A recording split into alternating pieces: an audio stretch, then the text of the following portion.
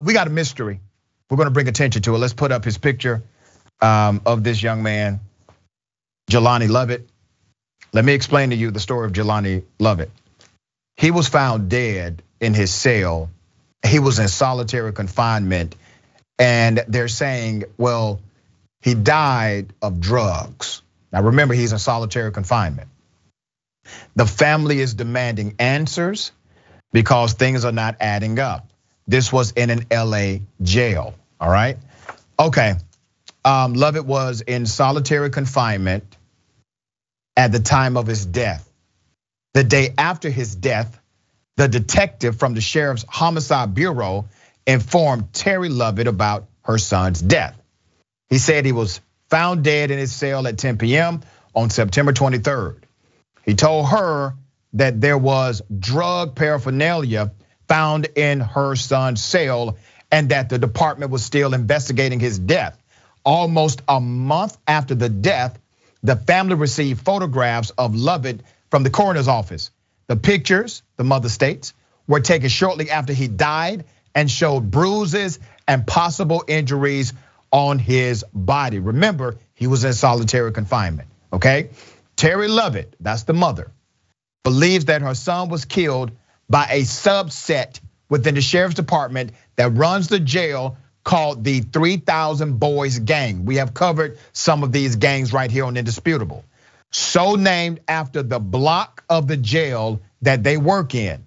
She alleges on a family organized GoFundMe page created to help the family during their bereavement that 3,000 boys are known to have ritual beatings of inmates as part of initiation ceremonies. We were actually able to confirm some of this in a previous show.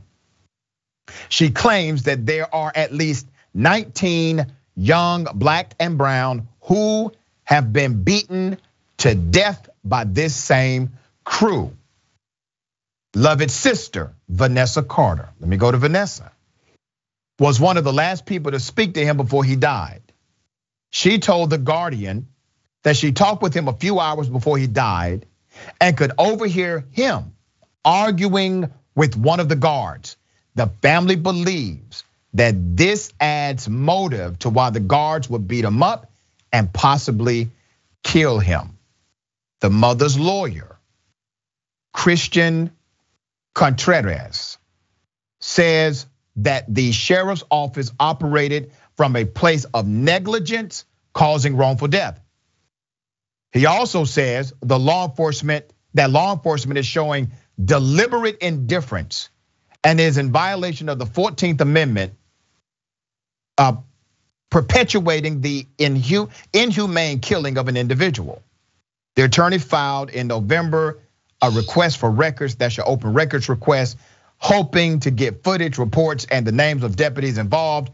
But like the family's request for details, this too was ignored. The coroner's office sent a copy of the autopsy to The Guardian on January 11th before the family or lawyer even saw it. Let's put up a picture of the Lieutenant Brandon Dean, who said nothing out of the ordinary happened in Lovett's death. That was an exact quote from that guy. So let me set the scenario again. You have law enforcement executives coming out publicly saying nothing was out of the ordinary in this death. Nothing. He was in solitary confinement. You are alluding to a drug overdose. You are saying drug paraphernalia was found in his solitary confinement cell. First of all, that alone is not normal. That alone is not normal. He's in a controlled environment, and in a controlled environment, inside of a controlled environment. He's in solitary confinement.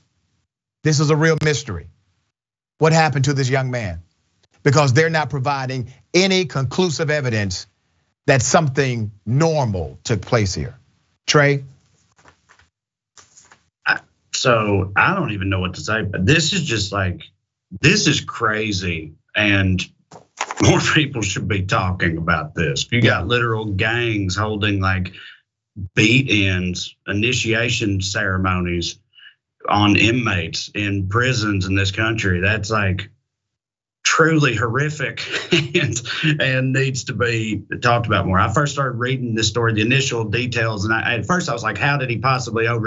I thought was the question. And I was like, well, I mean, I know that people can still get drugs in prison, but then it keeps unfolding and it's like, okay, no, this is some truly insane stuff going on here. So, I mean, I hope that it continues to unravel because, I mean, yeah, it's very alarming and that type of thing can't be going on, obviously. Let me say this for the record.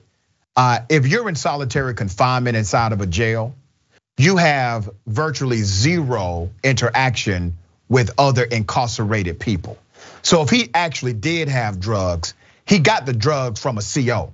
Right. A corrections officer gave him the drugs, all right? If he had drug paraphernalia, he got it from a CO because solitary confinement keeps you separate from others inside of the facility except for interaction with your CO.